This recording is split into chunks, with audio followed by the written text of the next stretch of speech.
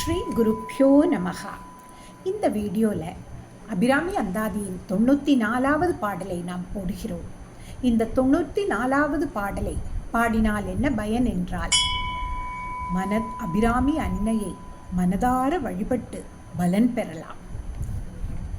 விரும்பி தொழுமடியார் விழி நீர் மல்கிமை புலகம் அரும்பி ததும்பிய ஆனந்தமாகி அறிவிழந்து சுரும்பிற்கழித்து மொழி தடுமாறி முன் சொன்னவெல்லாம் தரும்பித்தராவரென்றால் அபிராமி சமயம் நன்றே. இனி இதன் பொருளை நாம் பார்க்கலாம். விரும்பி தொழும் அடியார் என்று பட்டர் சொல்கிறார். இதன் பொருள், பக்தியில் 3 நிலைகள் உண்டு.